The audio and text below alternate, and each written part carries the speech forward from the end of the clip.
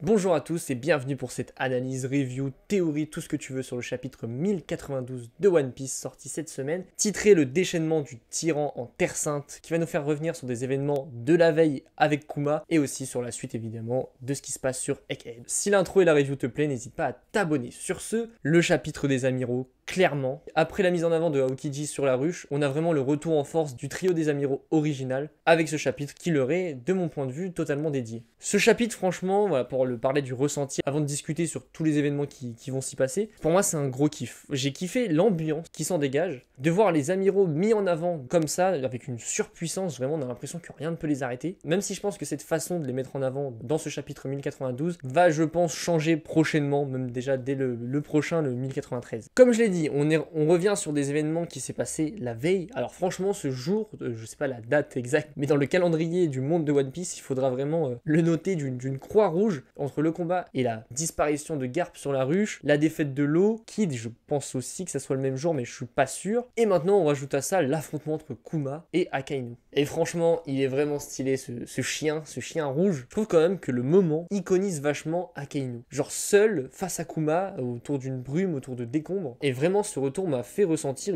comme je l'ai dit en intro, une surpuissance de la part de Akainu face à Kuma qui n'est pas du tout à sous-estimer, et franchement qui est très très fort, et qui a un fruit du démon, un pouvoir qu'on a encore vu à l'œuvre rapidement, vraiment puissant. Et franchement, Sakazuki face à Bartholomew Kuma, qui aurait cru que ça arriverait un jour? Et franchement, c'est trop bien. Kuma qui nous fait là une Fisher Tiger à escalader Redline, à détruire Marie-Joie, à blesser des dragons célestes. Mais en revanche, on peut pas forcément parler d'un véritable affrontement. Voilà, je parle surtout d'un face-à-face entre les deux hommes, même si Kuma c'est plus vraiment un homme. Car justement, ce dernier n'a pas du tout riposté. Il a vraiment subi les attaques de Akainu. Et d'ailleurs, il n'en ressort pas du tout indemne, que ce soit à son pied. J'ai l'impression à la fin, il se fait vraiment toucher et sans doute arracher le pied juste avant de disparaître, et surtout son visage, comme ça nous rappelle vraiment l'image qu'on a pu avoir avec la même attaque face à Barbe Blanche. Ensuite, sur la destination probable de Bartholomew Kuma, il y a plusieurs théories qui peuvent être faites. Pour moi, ce qui est le plus plausible, c'est le fait qu'il veuille rejoindre sa fille et son ami Vegapunk sur Egghead, et ça renforcerait carrément le parallèle avec Sabaody qu'on fait beaucoup avec l'arc de Egghead et Sabaody, avec le fait que Kuma, le véritable Kuma au-delà des pacifistas, intervient, et cette fois, et là il utiliserait une nouvelle fois son pouvoir, cette fois bon pas forcément contre les Mugiwara, même si à la base c'était pas forcément contre eux, mais là voilà justement encore plus pour les sauver réellement, et il se sacrifierait à la fin face à la marine, ou face peut-être une menace plus grande, vu qu'on sait que Barbe Noire est toujours là, faut le garder toujours, ça faut toujours le rappeler à chaque review. Après, ce que j'aime pas trop avec cette hypothèse, c'est que justement ça veut dire que les chapeaux de paille devraient s'enfuir, et ça me dérange un peu, parce que pour moi ils doivent plus s'enfuir, même si à la base c'était une fuite et ils devaient s'échapper avec Vegapunk. Là maintenant que l'affrontement est lancé, on va y revenir, pour moi ils peuvent plus fuir, à moins qu'il y ait une autre menace plus grande encore que Kizaru qui arrive. Car on va voir ça tout de suite, même si Luffy est 100 fois plus fort qu'à l'époque, on pourrait dire que Kizaru l'est 1000 fois plus. Avec Kizaru qui va one-shot Luffy. Allez hop, -1 pour les pro-empereurs.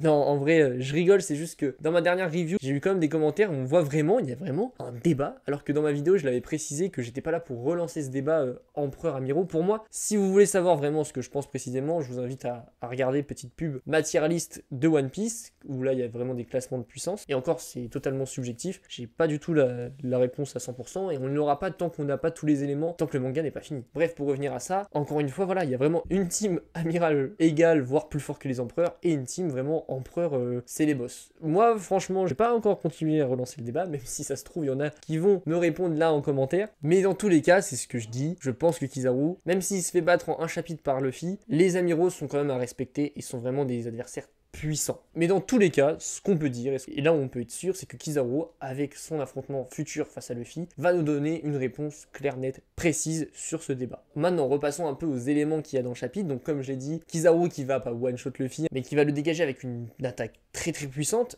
et on voit vraiment, on va en parler après plus précisément, mais que il n'a pas le temps. Son fruit du démon, même si sa justice est la justice paresseuse, Kizaru c'est un gars, il n'a pas le temps, et il veut juste une chose, c'est exécuter sa mission le plus rapidement possible. Je pense aussi que c'est un peu pour enlever le pansement rapidement. Il a frappé Sentomaru, il va revoir Bonnie, et là pareil, il va avoir un petit pincement au cœur parce qu'il la connaissait étant jeune, mais voilà, le fait de devoir frapper, exécuter ses anciens amis, ça lui fait mal, et ça se voit qu'il veut vraiment aller vite. Voilà, il n'a pas le temps à perdre, il dégage Luffy juste pour tracer vers Vegapunk et en finir une bonne fois pour toutes. On revient juste un peu avant, parce que je voulais quand même évoqué la réapparition du Snake Man, et je trouve que c'est un kiff, et c'est très cool de le voir, même si c'est en 2 cases, parce qu'il y aura vraiment dans ce chapitre une montée en puissance de Luffy, et c'est bien, parce que j'avais peur que maintenant, dès le début, parce qu'on l'avait vu quand même contre Lucci, il utilise directement son Gear 5, mais non, comme il se rappelle qu'il a d'autres formes, pour jauger, pour doser, pour monter progressivement dans un combat en puissance, c'est cool de voir qu'il garde en tête ses anciennes transformations, même face à un amiral. Et on peut quand même dire, avec ce début d'affrontement, c'est que Luffy est un peu dans l'ombre des empereurs durant tout le chapitre, et c'est justement pour ça que j'ai beaucoup aimé ce chapitre, parce que leur puissance, que ce soit du côté d'Akainu ou du côté de Kizaru, plane sur tout le monde. On ressent vraiment l'aura à travers,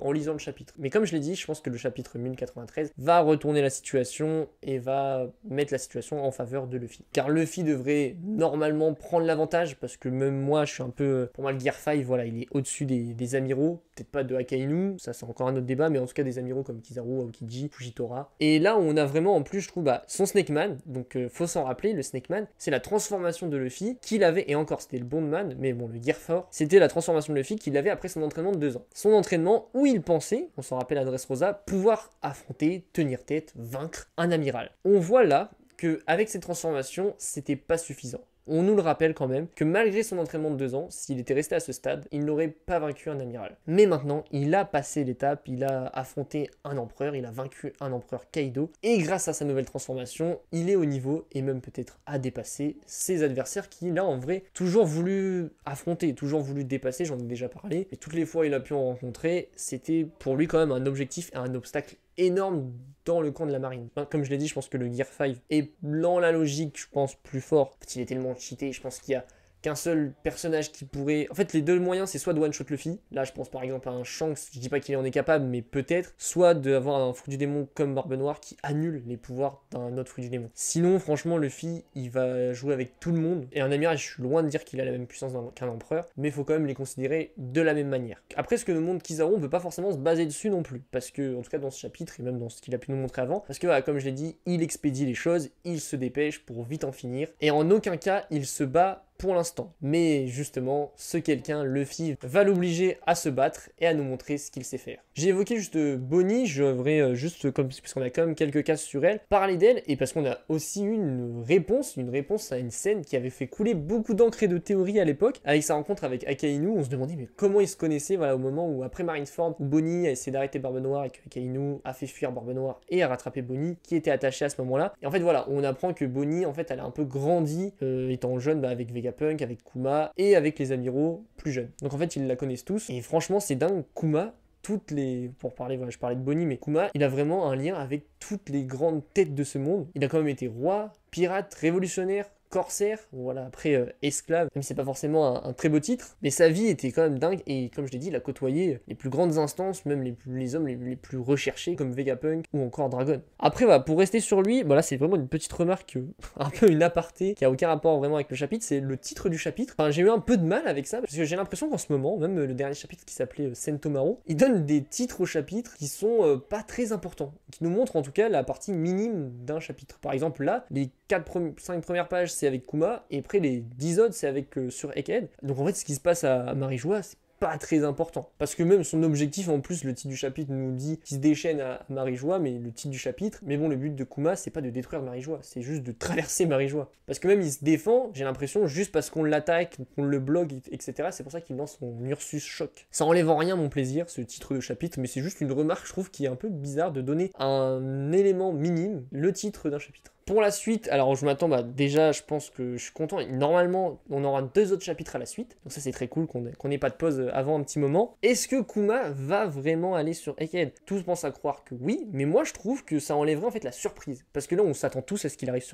sur Egghead, il y a 80% de chances que ça soit le cas, mais tu vois le fait, imaginons si on avait vu ces éléments, sa traversée plus tard, genre imaginons, on arrive à la fin de Egghead, Kuma arrive, on se dit mais qu'est-ce qu'il fait là? Et ensuite, petite flashback de quelques pages, on voit toute sa traversée. On a la surprise. Là, si, en ayant vu sa traversée au fur et à mesure, et s'il arrive vraiment sur Egghead, ça serait un peu chelou, je trouve. Après, c'est logique, parce qu'il était sur Gedatrav, qui est sur Grand Line, donc en fait, il va jusqu'à Red Line, il passe Red Line, il passe Marijois, et ensuite, il passe dans le Nouveau Monde, pour arriver jusqu'à Egghead. Donc c'est carrément logique, mais je trouve que ça va enlever un peu l'effet de surprise. Et on peut supposer que ça se trouve qu'il va pas du tout là-bas, et il faut garder ça en tête, qu'il y a peut-être mettre derrière ça un petit élément de surprise. Sur ce, pour conclure, la semaine prochaine, le Gear 5 va normalement enfin contre Kizaru. On va se régaler, ça va être vraiment bien, j'ai vraiment hâte. Là franchement, même si je rage sur les titres, c'est un peu bête, mais les chapitres, je les surkiffe. De toute façon, je pense qu'on est tous à kiffer devant. Même si la semaine dernière, j'avais pas grand chose à dire. Là en soi, j'ai juste un peu donné tous les éléments du chapitre au fur et à mesure et un peu divagué dessus, mais c'est léger. Il n'y a pas de grosses théories en vrai à faire pour l'instant, ni de gros combats à analyser, mais ça fait plaisir. C'est des chapitres que je kiffe. Merci beaucoup d'avoir regardé la vidéo, n'hésite pas à t'abonner comme je l'ai dit, et j'ai plus qu'à te dire à très vite.